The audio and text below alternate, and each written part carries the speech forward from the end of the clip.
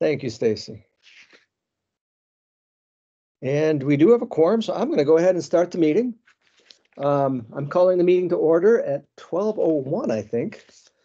And I would like to welcome everyone to today's meeting of the Commission on Inclusion and Adaptive Living. I'm Russ Randall. I chair the commission. Our commission serves the disabled community of Flagstaff by working to expand educational and employment opportunities, by improving access to housing, public buildings, and transportation, by increasing participation in recreational, social, and cultural activities, and by expanding and strengthening rehabilitative programs and facilities.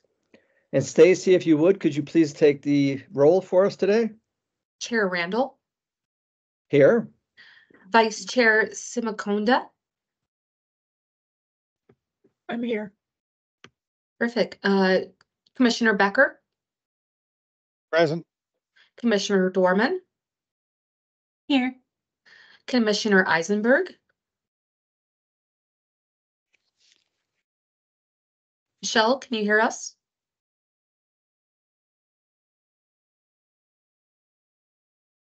Michelle, can you put in the chat if you can hear us? While we work on Michelle and Commissioner Purrington. I'm here. Perfect. Thank you, Stacy, and thank all the commissioners for attending today. I'm going to go ahead and read the protocol. All commissioners should have their microphones on mute to keep the background noise out of the chat room. The chair of the meeting will ensure that everyone has an opportunity to speak if they would like. Commissioners should use the chat function to inform the chair they would like to make a statement. The chair will attempt and will announce the commissioners to speak in the order they appear in the chat. And then in the interest of accessibility, please turn on your camera when speaking if you can remember to do that. Thank you. And do we have any members of the public here today who would like to speak? Chair Randall, I am not seeing any. Thanks, Stacy. So I'm not going to read that statement. And let's move right into the work of the meeting. And let's move right into our first action item. And with regards to our first action item, this is something I've asked to put on today's agenda as an action item. And that would be a letter to the council asking the council to declare April as limb loss and limb difference awareness month. And I do actually have a letter that I'm going to read to you, but across the nation, cities have been and are declaring April to be limb loss and limb difference awareness month. So through our letter, we're going to ask the council, if it's approved by y'all, to actually have Flagstaff also declared as such. And let me go ahead and read the letter to you. So to the City of Flagstaff, Mayor and members of the City Council, the Commission on Inclusion and Adaptive Living has been established with the duty to advise the Council on issues affecting individuals with disabilities in our community. With our duty in mind, we are submitting this letter to you to provide a voice for those members of our community whom we represent. At this time, we are asking that the City of Flagstaff recognize April of 2024 as Limb Loss and Limb Difference Awareness Month. Whereas there are well over 2 million Americans living with limb loss or limb difference, and whereas over 1,000 infants are born in America each year with congenital limb difference, and whereas over 500 Americans lose a limb or develop a limb difference daily, and whereas more than half of all limb loss is preventable, with diabetes and vascular disease being the leading causes, and whereas the number of amputations will double by 2050 without continued major public awareness campaigns, and whereas April is the first month of spring, and as such is a time of renewal and celebration of the full and productive lives that can be lived by those experiencing limb loss and limb difference, and whereas we would like to express gratitude to caregivers who are a source of support and motivation, and whereas we would like to salute our combat veterans who have experienced limb loss or differences in service to their country, we ask that in collaboration with cities across the United States, the City of Flagstaff recognize April of 2024 as Limb Loss and Limb Difference Awareness Month. Thank you for your consideration of this matter, signed the members of the Commission on Inclusion and Adaptive Living. And I developed this letter really at the suggestion of one of the other commissioners. And I also met with a friend of mine, Terry Ripkema, who he has experienced limb loss. So he assisted me in actually putting together the letter. And then I also looked at what other cities have done with regards to their declaration of the month of April. And I see, Rachel, you have your hand up. I do. I am the commissioner with the amputation, but there is one portion of the letter that I would appreciate it if you would take out there, and that is the portion where you say some amputations are preventable. Okay. I don't think that amputations are ever preventable. When it comes to the part of losing a limb, we have to make a huge decision, and usually it is a medical decision. It's always a medical decision, and it's one that's not taken lightly. They're not preventable. Okay, so and so perhaps, and whereas how about if it just says whereas diabetes and vascular diseases are the leading causes? I think it was the sentence just above that. Okay, it's actually all in the same sentence because what I had written was, and whereas more than half of all limb loss is preventable, with diabetes and vascular disease being the leading causes. So Yeah, if we can just you? Right. Yeah, just take out the first portion of it. Sure, Diabetes so and vascular disease are leading causes, but they're never preventable. I gotcha. So just where it would say, and so it would say, and whereas diabetes and vascular diseases are the leading causes. Yes, that would be good for you. Yeah, that's better, I think.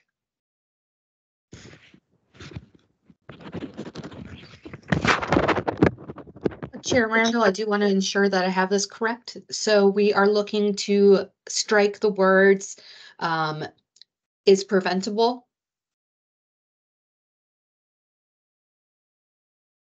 Right. So I think strike the word Stacy and literally Or that, whereas more than Yes, half of all limb loss is preventable. yes, that's right. That's right. And so read, and diabetes and vascular disease being the leading causes. right. That's So right. as diabetes and vascular diseases are the leading causes, I think. To just kind They of are your the grammar. leading cause. So did you get that, Stacy? Yes, thank you. Okay. And thank you for that suggestion, Rachel. I understand that suggestion very well. So Stacy Salzberg, I see your hand is up.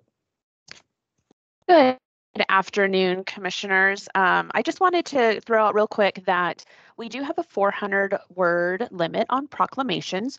So we will get all of this information to our mayor, who oversees all of our proclamations. And I just want to make sure that I'm fair in just letting you know that there might be some revisions in terms of what this might ultimately look like in its final form as presented from the mayor. So I just wanted to put that out there. We'll take what you have, but we may condense a few things. Stacy, when and if the mayor does this proclamation, can you let me know so I can then let my prosthetic company know as well? Absolutely. So I'll work with Sean Johnson, our chief of staff, and once he gets a date from the mayor, we'll let the entire commission know, so you can be there. Okay. Is it likely that this will happen in April because it's so close to April?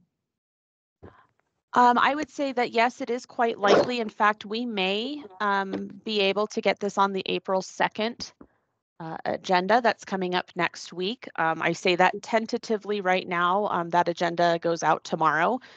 So it kind of depends on Sean's schedule and ability to put this together.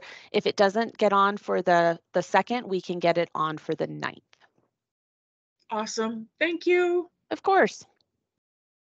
Okay, and Stacy Fulber, I see you have your hand up. Maybe not.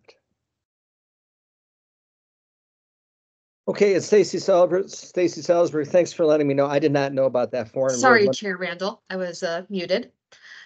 Stacy Salzberg, since we do have the Chief of Staff of the Mayor on this meeting, as well as this letter, could it go directly to the Mayor and the Chief of Staff instead of to Council? Absolutely. Excellent. That works as well. But what I think at this time the chair would like to do is entertain a motion to have this approved to go on to the council and or the mayor. I move. I second.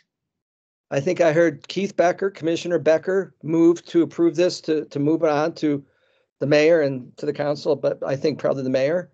And then I think I heard Rachel, Commissioner Simakanda second it. Is that correct? That's right. Do we have any more discussion from the commissioners on this? Seeing no more discussion, all those in favor of the motion, please say aye. Aye. Aye. Aye. Aye. Aye. Do we have any opposition or any abstention? So that motion passes. Thanks, folks. Okay. Next on our agenda is we have a discussion item, which is a discussion about therapeutic recreation in the city of Flagstaff. And I think I'm going to ask Commissioner Purrington and Commissioner Dorman to lead that discussion.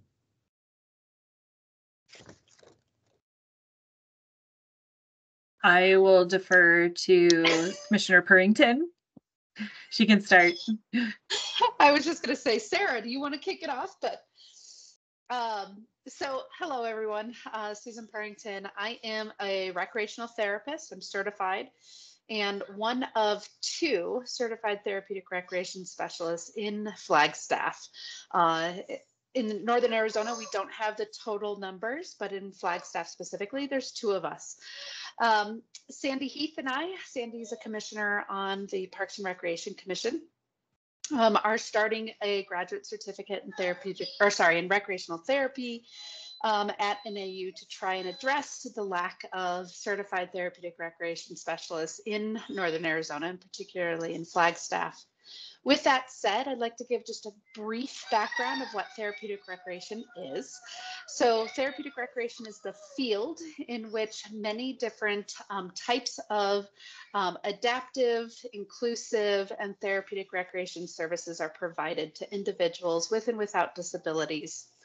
They primarily use a process called our RT process, a recreational therapy process, in which they assess, plan, implement, and evaluate recreational therapy services as it pertains to individual one-on-one treatment or in group programming settings.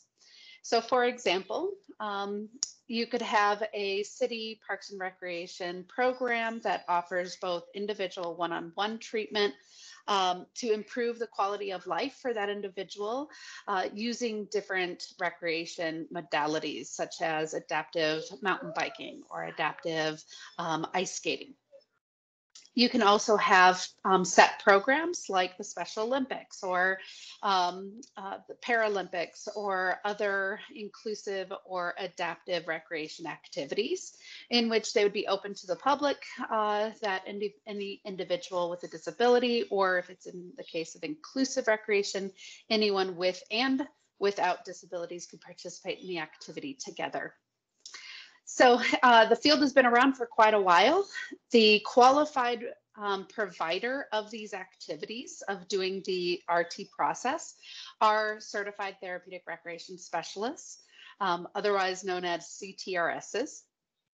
And they go through a pretty rigorous process in order to become a CTRS. It requires both education and clinical hours in order to sit for a national exam and become certified.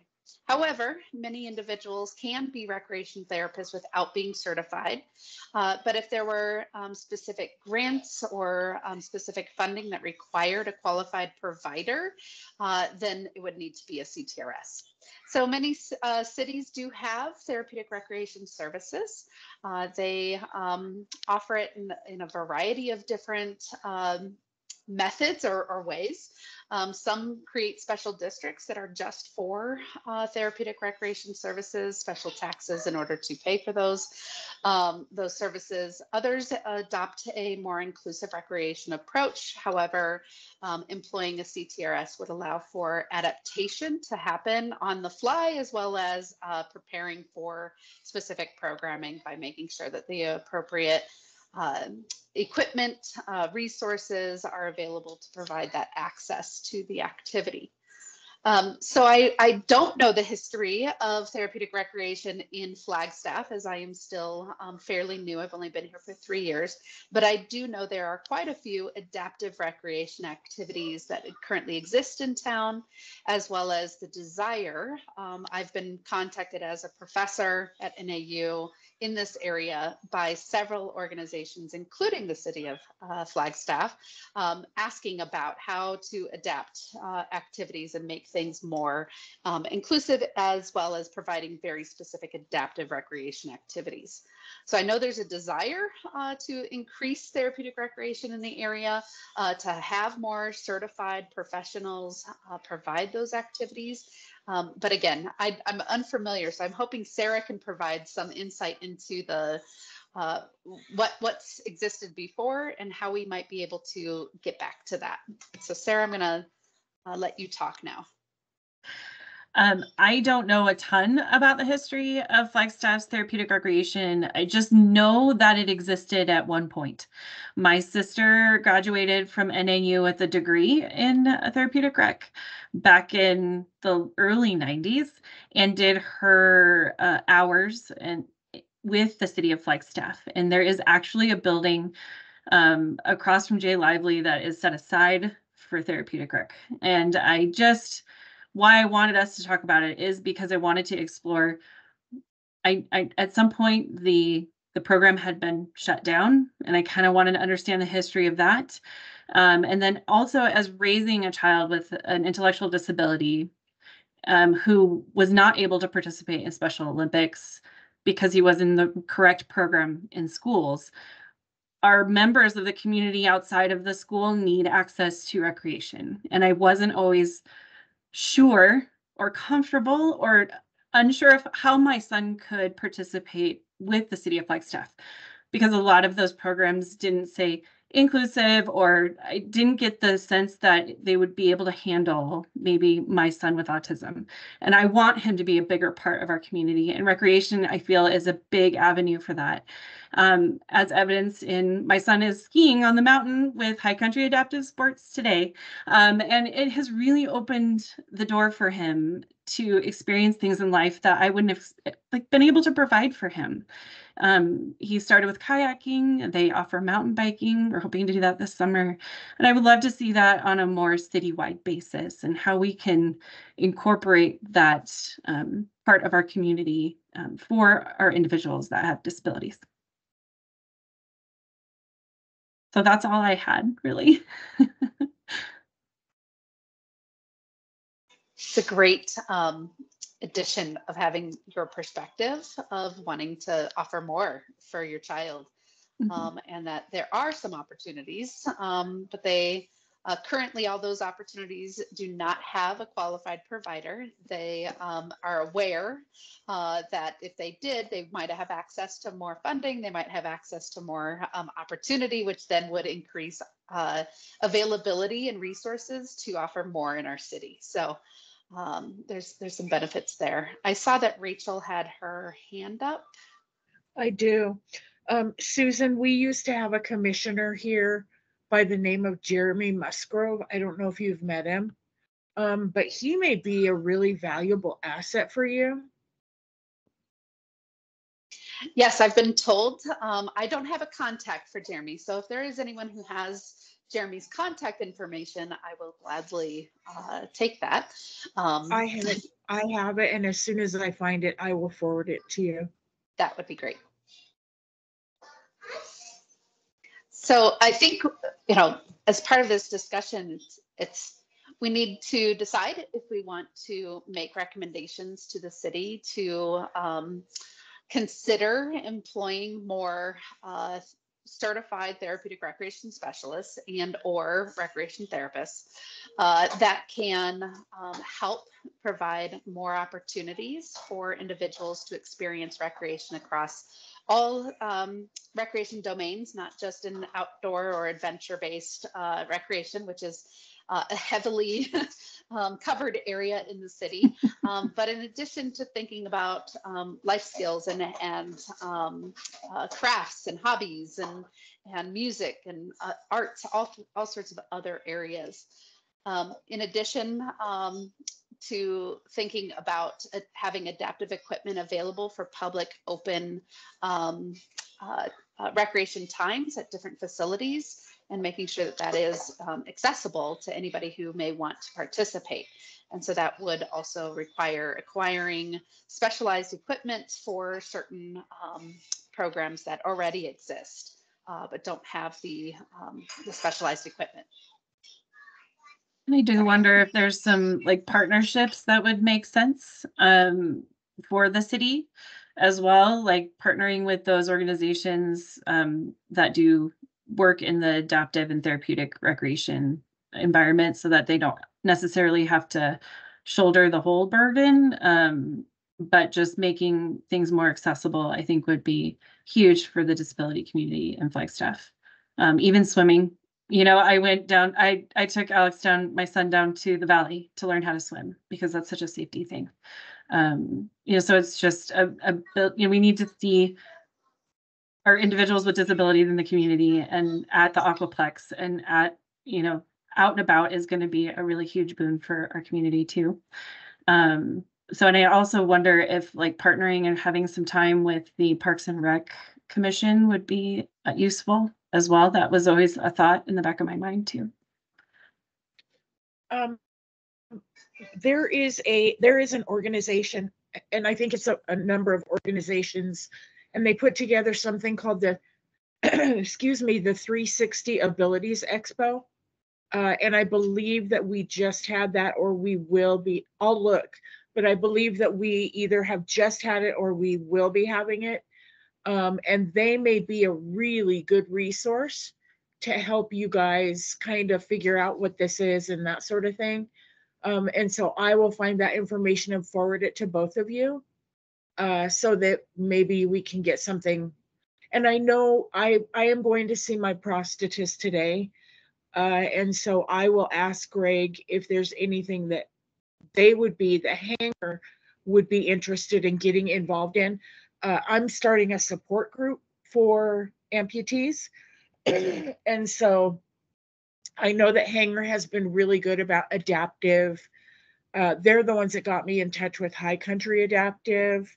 And they're really into it with helping for other things. And so when I talk to Greg today, I will also forward that information to both of you. That would be great. Yeah, and I was thinking too, like as far as like just shoring up our knowledge, it would be great to know kind of the history, like Susan mentioned, the history of therapeutic recreation, why it is where it is now and versus where it was then, just so we kind of understand the city's perspective on that. Is there someone that could provide that? And I would be kind of curious to know that as well. And this is Chairman Randall, but as I was talking with Sarah before the meeting, I coached Special Olympics for over 20 years in Flagstaff.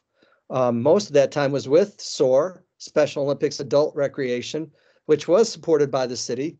And I'm not sure that's still happening. I've kind of been out of that loop for a while. I also am very aware, as I think Sarah pointed out, that an awful lot of what has occurred with regards to therapeutic recreation has occurred through the school district. And that would be my association with that, because I was working, you know, in the school district, and I was doing Special Olympics through the school district for all those years. Stacy Fobar, yes?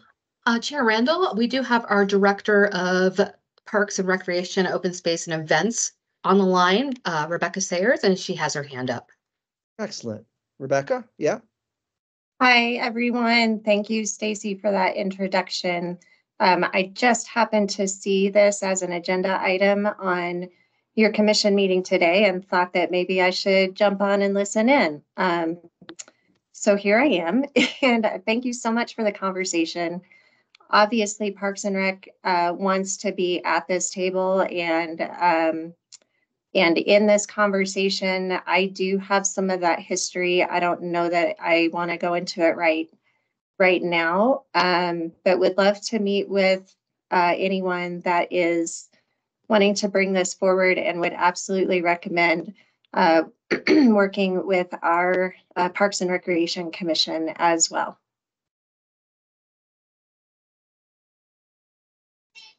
Thank you, Rebecca. And Rebecca, what is your job? I'm the director of the division. Director, okay. So this is what I'm thinking, and I absolutely think we should coordinate with the Parks and Rec Commission as well. So I'm wondering, Rebecca, if you would be able to come back to a meeting for us, and where we can actually schedule you in for time for that discussion. And perhaps that would be our meeting, which would be the third week of April at the same time. And then perhaps we might also want to invite a member of the Parks and Rec Commission to join us at our meeting 3 weeks from now. Rachel? Yeah, if someone could just, if your staff liaison could just get that on my calendar, and I'll see if I'm available. Or if we have others that could attend. Excellent. Thank you for that, Rebecca. You bet. Thank you. Rachel, did you have your hand up? I did. I would like to also include Carol Kidd with the Diversity Awareness Commission. I would like to also include her in this discussion.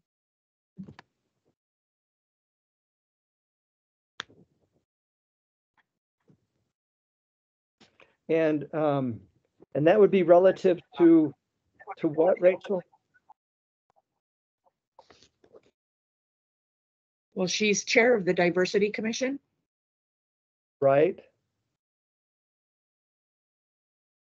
Okay.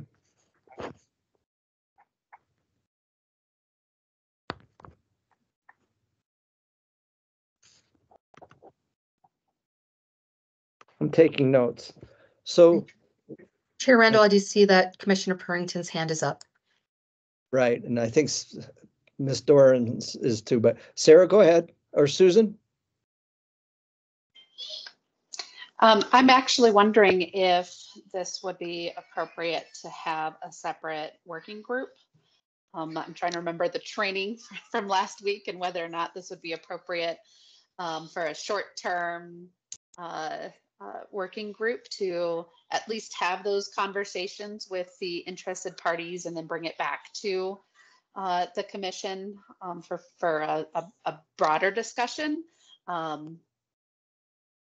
Yeah, I'm just unsure on those procedures and whether or not this would be appropriate.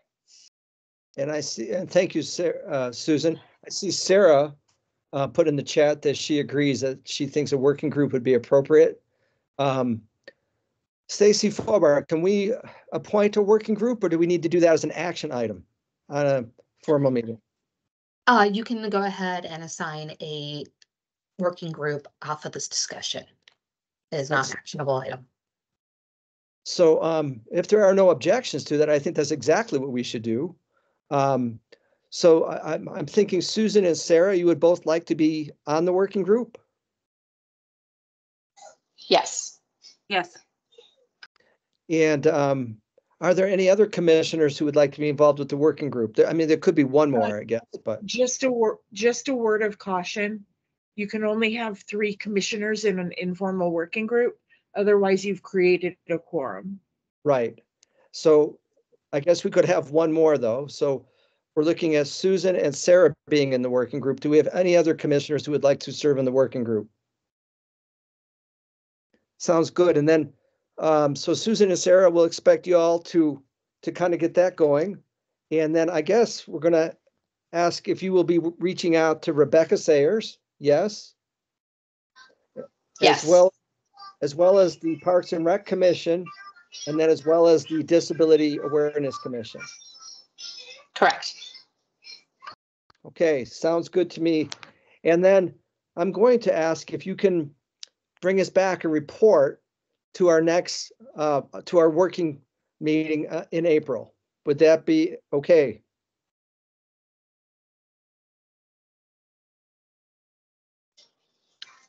I'm gonna say tentatively yes. That's exactly what I was gonna say. It probably depends on schedules and setting up that date and time. Sure. Yes, Chair Randall, I would actually encourage us to look at least a month out so that the working group has some time to convene and have some initial discussions and to research, just so they have a full month to really write up a report. Okay, that sounds right too. The reason I did say that is because I think frankly, probably our last working group meeting or our last informal meeting might be in April. But that's good. So let's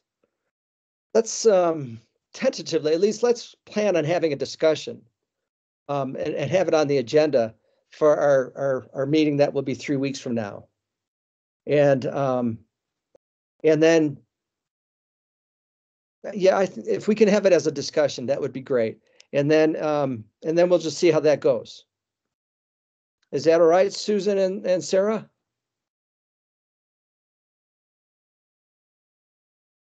We could definitely, I was gonna say, we could definitely talk about it at our next working session, but I think it would probably be good to have some more time, right, to do the research and get back, but I don't know, I can't speak for Susan. I agree.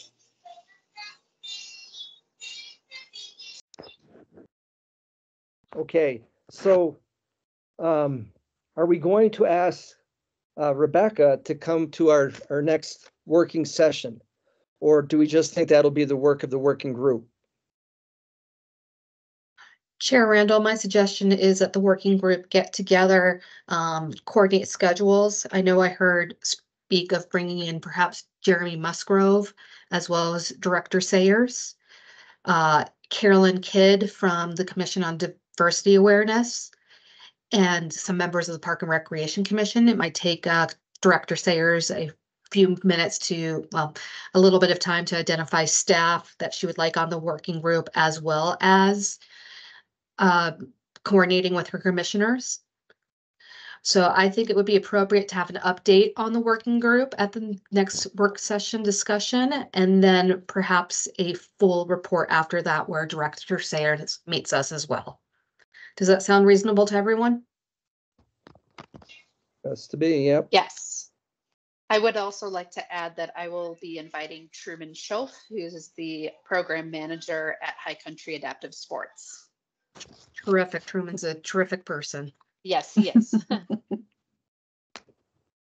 And does that work for you, Director Sayers? We will start working on this as the email contacts start coming in. Yes, thank you, Stacy. Thank you.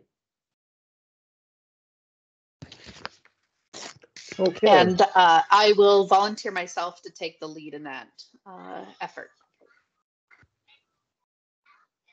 Was that Susan? Susan, yep. Thank you, Susan. Okay. Any more discussion on therapeutic recreation for today's meeting? Excellent. Good discussion, folks.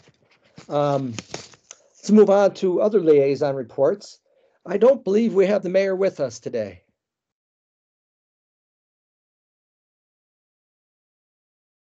My apologies, Chair. I was trying to find my mute button. She is currently at the United Way luncheon.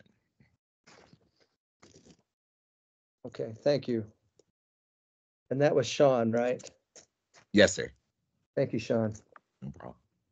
Okay, I do see, and Commissioner Simicondo is going to give us a report today as the sidewalk/parking liaison, because I don't think we have Jamie Martinez with us today. Jamie is at a funeral, so I'll be doing the report. Okay, are you ready to do that, Rachel? I am, as soon as Stacy puts the slides up. Okay, Rachel, floor is yours.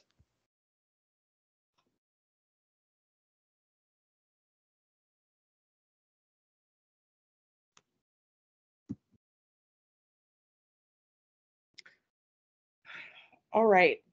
So this is the city of, Jamie and I are working with code compliance on sidewalk safety and complaints or reports of different items, trash cans left on sidewalks, cars parked on sidewalks, snow impeding travel across the sidewalk, that sort of thing.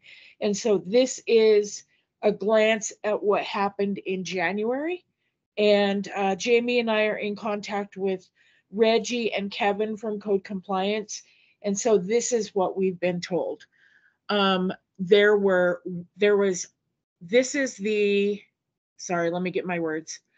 This is the glimpse of what they do on a monthly basis.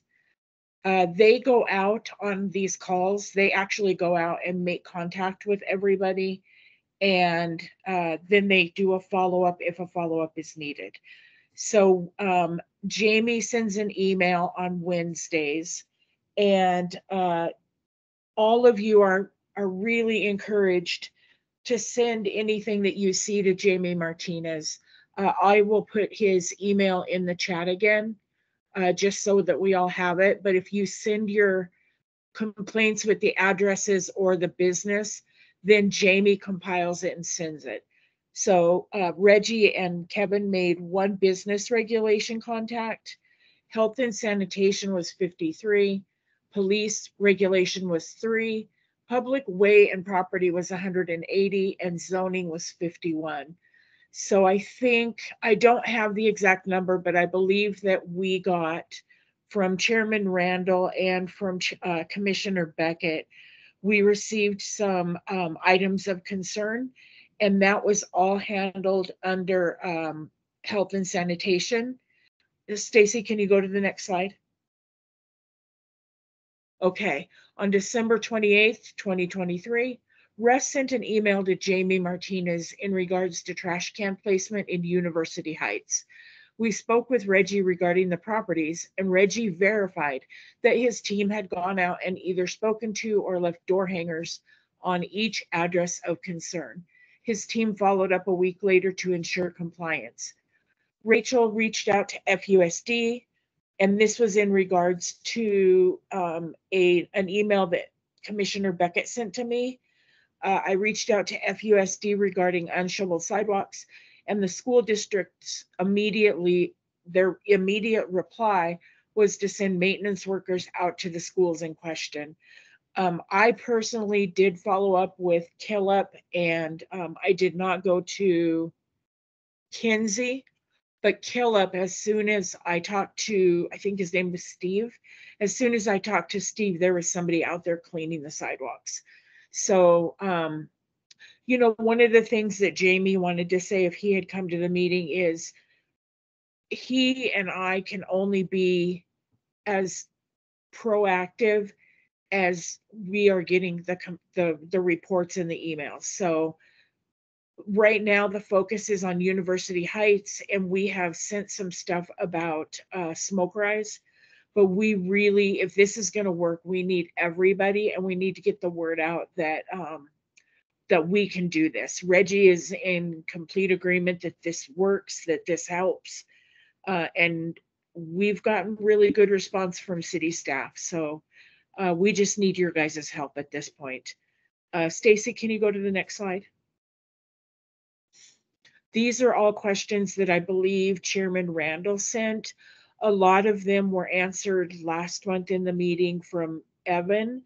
And so I'm not going to focus on this slide, but these are all of the questions that were sent regarding trash can placement and that sort of thing. If any of you have questions, again, feel free to reach out to either Jamie or I, and we can help you with that. Next slide, please. Okay. The one I did want to focus on is the question about whom at the city should citizens report when they see trash bins placed on sidewalks by city trash collectors or residents. I have included the customer service number. Please, please, please reach out directly to them, email them, call them, do something, but they are trying to be very reactive in any complaints or concerns that come in. And then these are, I'm not going to go through all of them because I'm losing my voice, but these are all the regulations and rules for the sidewalk container, the trash can containers, just so that everybody is aware. And keep in mind that Jamie and I are available 24/7 to email concerns to us. We promptly forward those to Reggie's office, and then they make contact with whoever it is that there is a concern for. And all of this information can be found at the city's website at flagstaff.arizona.gov. Stacy, next slide, please. What can CL do to help alleviate this problem? Commission on Inclusion and Adaptive Living voted unanimously during the December 27th meeting to create 2 co-liaison positions to work with Reggie Eccleston at City Code Compliance Office on sidewalk issues regarding differently abled citizens. To date, there has been consistent phone and email communication sent in regards to properties of concern. All of these issues continue to be addressed with code compliance. The process is working as it was voted on. We are collaborating with city staff members to offer an additional and varied glimpse of sidewalk compliance issues in our community. We as liaisons deliberately do not call and email more than necessary so as to interrupt workflow. Please give the process time to work. And as I said before, the process will only work as far as we are getting the emails so that we can then send them to Reggie. And I have to say that Reggie's office gets a big shout out because I can call him at 4:45 and he picks up the phone and talks to me. So this is working. This is really working. So we just need your help, all of your help, to further expand this so that we can work on getting sidewalks safe for people. Stacy, I think that's the last slide, isn't it? Yes, I believe it is. Okay. So any questions or concerns or conversations? Russ, I do see your hand up. Thanks, Rachel. And actually following our last meeting, I received a phone call from a Donnie Jones, who works in waste disposal, and then also from a Zach Hawes, who works in waste disposal. And they both informed me that the training has actually changed with regards to the actual drivers and where the garbage cans are to be placed by the drivers, because the previous training was that they were to return the cans to where they found them. So if they picked them up off the sidewalk, the training was to return them to the sidewalk.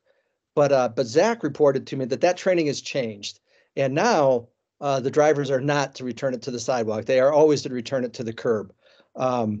So I thought that was a really positive thing, and I think that's happening in no small part because of you, Rachel, and Jamie actually connecting with the city folks. So I appreciate that. Thank you. Sarah, I do see your hand up as well. Thank you. I just wanted to concur. I'm noticing the change in our neighborhood since they told us they changed the training. The trash cans are now being placed on the curb on the street, which I thought was really exciting. And I just wanted to share that with you guys. Awesome. And we will give a huge shout out to environmental services and that sort of thing. We, Jamie and I are in contact with them, and we'll just give them a huge shout out because they really are working. One of the things that there is an informal working group about sidewalks.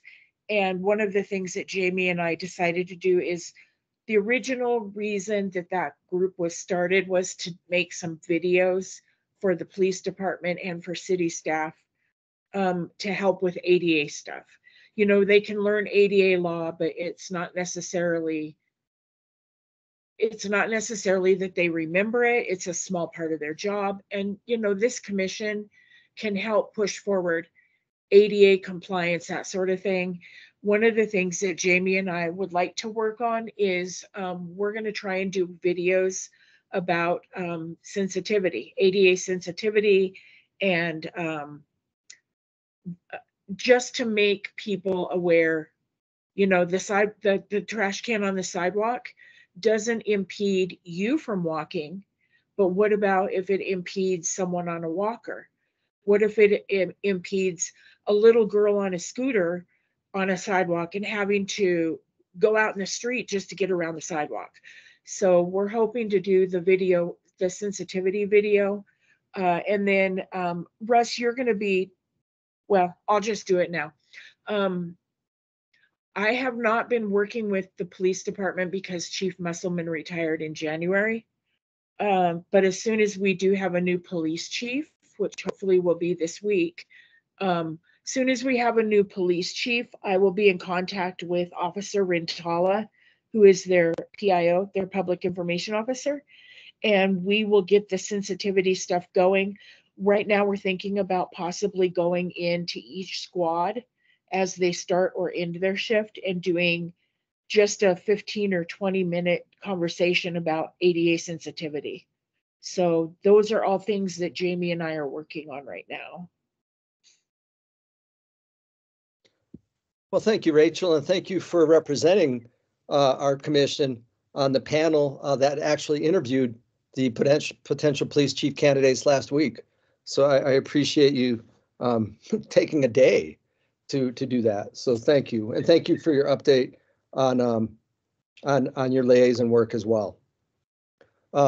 Commissioners, does anybody have any questions for Rachel? Okay, well, thanks, Rachel.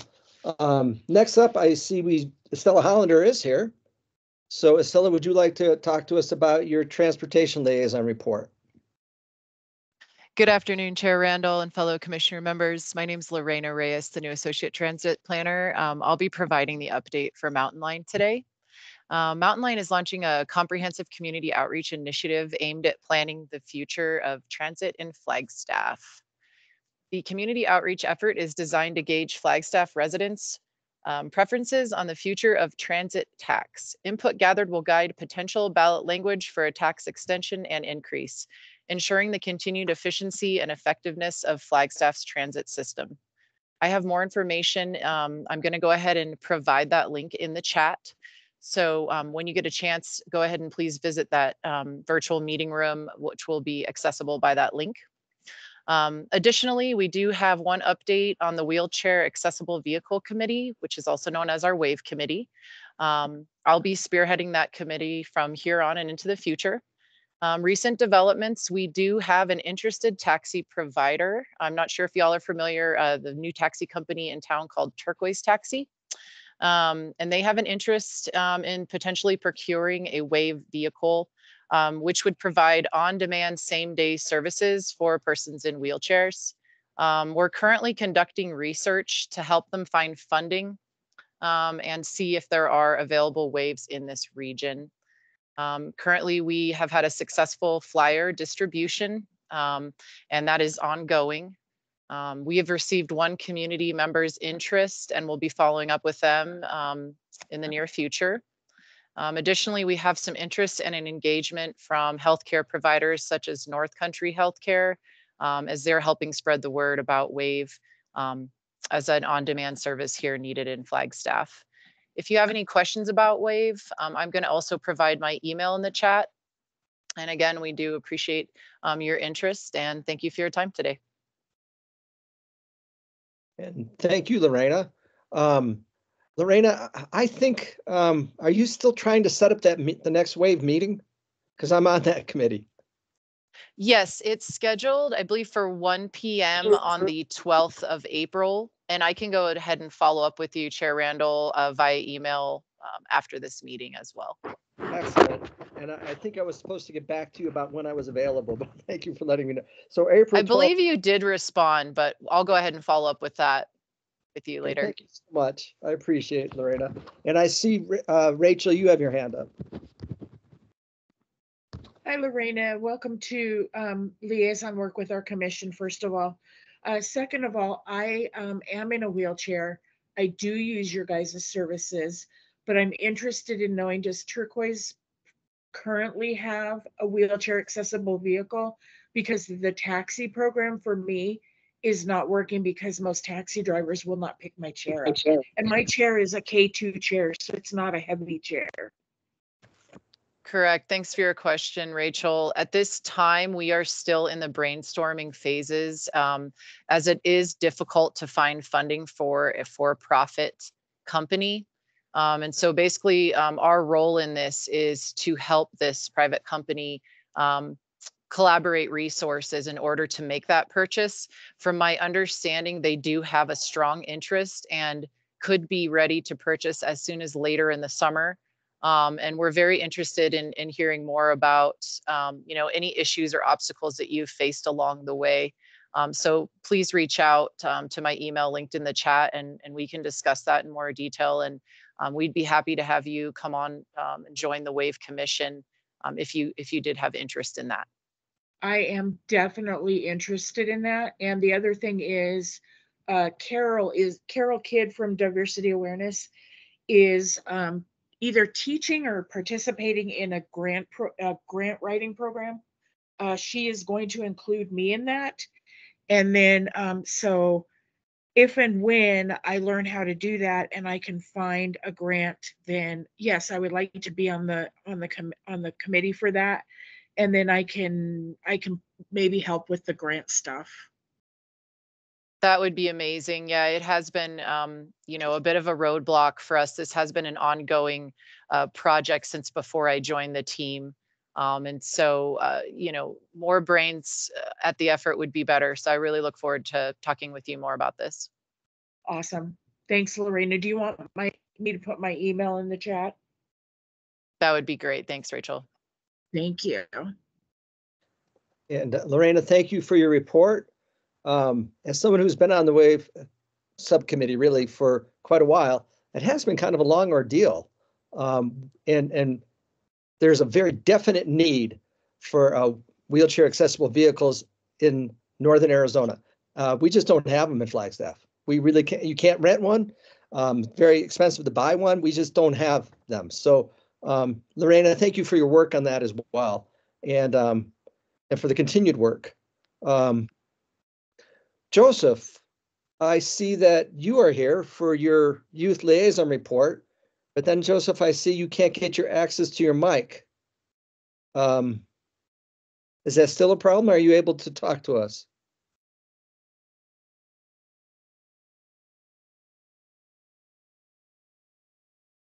Maybe that's still not working for Joseph.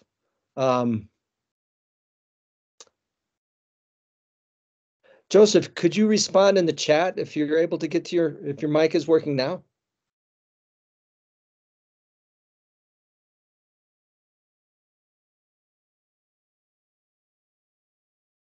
I think I can go ahead and step in for Joseph. I know the Community of Practice Transition Team is planning a youth transition fair, employment encounter job fair at Coconino High School on April 24th. I believe it starts at 8:30 in the morning and goes to like noon or 12:30. It's going to be a big fair. They're looking at pretty much all of Coconino High School and much of Flag High being involved, along with some charter schools. Oh, it starts at 8 a.m. Thank you, Joseph. And the contact person on that would be Sherry Swellness at Coconino High School. And Joseph, do you have her email address that you could put in the chat? Because I don't have that, but okay. Well, if you want to more information about that employment encounter job fair on April 24th, reach out to me because I can find her email contact. And Michelle, I know that Michelle is here and possibly can't get to her mic, but she's chair of NACOP. So is she also a good resource? Yeah, Michelle would be an excellent resource. Is Michelle here? Yes. Excellent. Yes, and I threw Sherry's email in the chat in case anybody wants to reach out about that. And is it okay if I speak a little bit too now, Chair? Please do.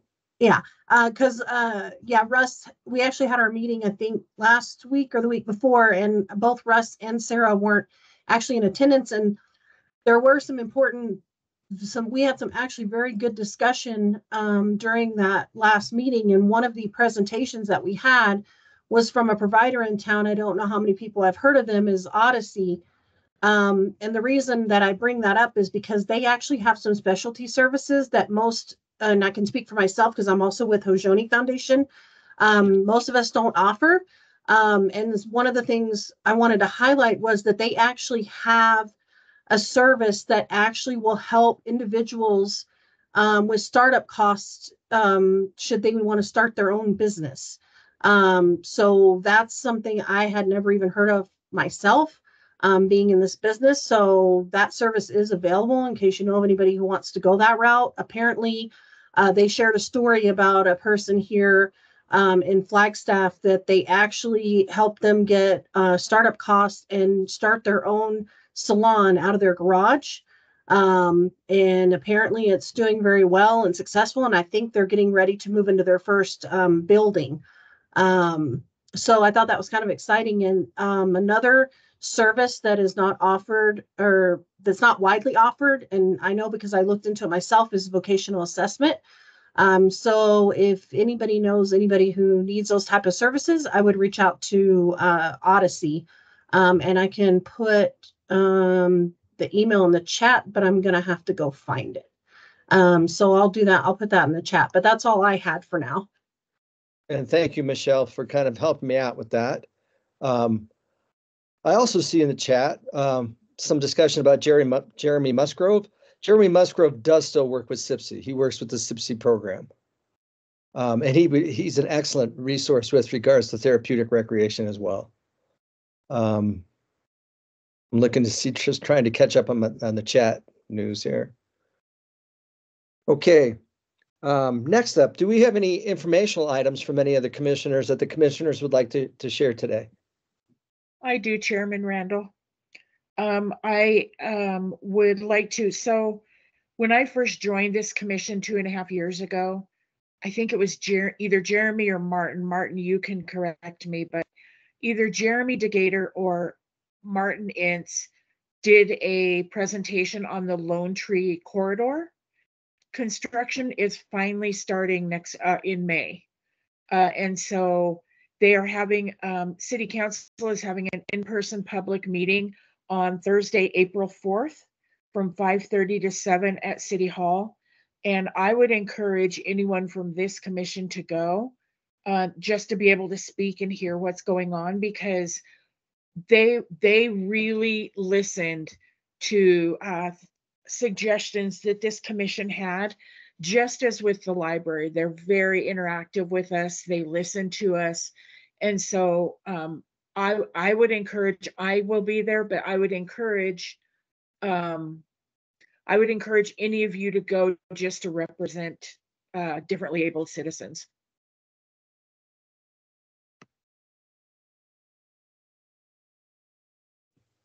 Thank You're you. on mute, Russ. Thank you. And Keith, I think I saw you had your hand up to share something with us. Yes. Well, I'd like to, if you guys could send out something on what Rachel was just speaking about, the time, dates, and where it's going to meet. But I just want to give a little bit of a shout out to the Flagstaff School District, because right now over at Coconino High School on the south side, they're doing some construction. And I went over there and noticed and talked to a few of the people over there. And they are actually, one of the things they're doing is replacing the wheelchair ramp that was not even close to ADA compatible. It was great for skateboards, but it was terrible for ADA. And they are replacing that ramp. And they're also adding another ramp off to the other side of the area there, which would make evacuations. I think it's a, what is that on the south side of the high school? Is it an auditorium or something? Anyway, it would make evacuations from that auditorium wheelchair escapable because of another ramp that they're putting in there. So I'm going to give a shout out to them. Anybody wants to go by and take a look at what they're doing. They're not complete yet at all, but they're doing some good work, and they're trying to make it ADA compliant now. That's all I've got. Thank you, Keith. As someone who worked at Coconino High School for many, many years, like 40, over the years, a lot of us have worked hard to help Coconino be a little bit more of an inclusive environment. And I'm glad you took notice of it and brought it to our attention today. Do we have any other commissioners who have any other information they want to share today? Russ, I just wanted to give you guys just kind of a brief synopsis about the police chief stuff that we did last week. I was really surprised with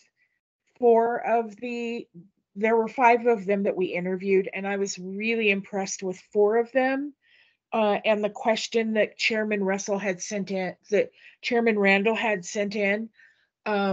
they were really proactive in that. And so I believe that the 2 top ones will be really interactive with us, and they are very aware of ADA. And so I'm looking forward to working with them as soon as one of them is hired. And I don't know, maybe one of the Stacys can tell us more about it, but there's no date for it. Went to Greg, is it Greg Stanton at city manager? It went to his office for final decision, but I would hope that we would have somebody within a week, and then I will reach out and invite them to a meeting so that you guys can all meet them. George Clifton. Thank you, Sean. Okay, thank you, Rachel, for that. Next up, we have staff participation. Do our staff members who are present have anything they would like to share with us today? I would just like to give thanks again to Lisa Kita for all the work that she's done on this commission and for the Commission on Diversity Awareness, and wish her the best of luck moving forward. Thank you, guys. And my camera is not working today, but I just wanted to say I appreciated working with the organization and the commission so much, and best of luck to you all moving forward. You're doing great work. Well, and thank you, Lisa. You know, we've worked together a long time, actually, and you will be missed.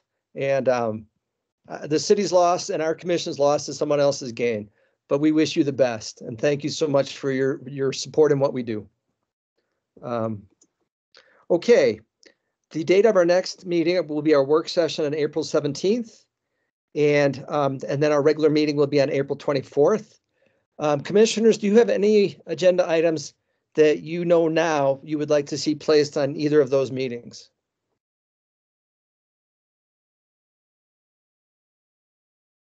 Okay. I believe that I may have a report. I believe that I may have a report more about police stuff. I'm waiting for Officer Rentala to reach back out, but I believe that I will have a report about that next month. Right, and probably a report from the working group, from the sidewalk working group, and then a discussion from the adaptive or therapeutic recreation working group as well, but just a discussion. But I'm going to go, and seeing no other hands, I'm going to go ahead and adjourn our meeting at, I think, 1:05. So I apologize, I kept you a little bit late today. But thank you all very much for your time. And then Stacy Fobar, if you could stay on for just a minute. And I think I saw Martin here, right?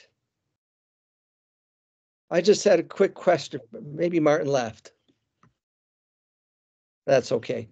Stacy, if you could stay on for just a minute, that would be great. But everybody else, thank you. Thank you all very much. Thank you, everybody.